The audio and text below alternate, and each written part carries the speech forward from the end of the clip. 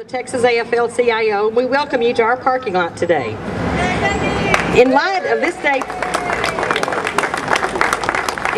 state's historically huge budget shortfall and the new cuts that will place hundreds, if not thousands, of state employees at risk of losing their livelihood, the Texas AFL-CIO stands ready today to offer Governor Perry an opportunity to trade down.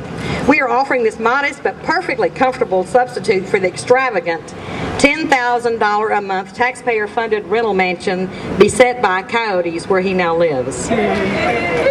In keeping with the reality faced by Texans in tough economic times, Governor Perry might find that using taxpayer dollars to live in an ordinary Texan home rather than acting like a king sends a better message to Texans.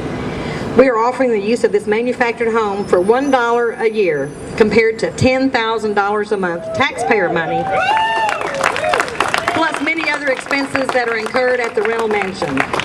If Governor Perry accepts our offer, we will work out the furnishings, the connections, and any reasonable details to make certain this manufactured home is comfortable for temporary living. Although it was just delivered today, we have tried to bring some homey touches into the manufactured home you see here. Among the amenities, Governor Perry will find food and wine magazines, a 50-year-old German Shepherd from my personal collection to guard the front door. It's not a coyote, it's a German Shepherd, and a short-term supply of hair products. As the governor well knows, it's hard to beat this location. The home is within a short walk of the Capitol, in view of the People's Mansion just across, catty-cornered across the street, and the Republican Party of Texas right up above us can keep an eye on the new governor's mansion in this parking lot. They can join the Department of Public Safety as they watch the governor and his new abode. The fire at the governor's mansion was a tragedy, and we don't need to make light of that.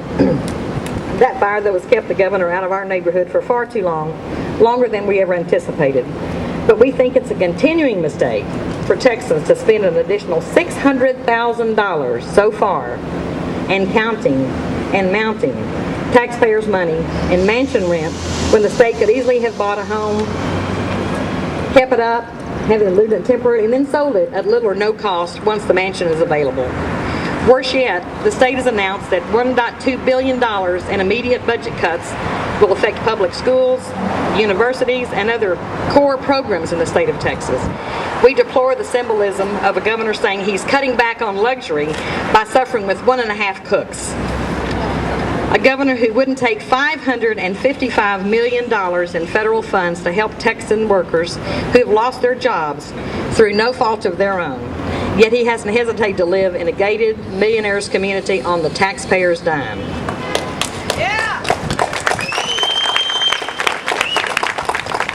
We humbly assert that a taxpayer-funded residence in a millionaire's gated resort, a large swimming pool, 5 bedrooms, a gourmet kitchen, 7 bathrooms, and 3 dining rooms does not constitute doing without.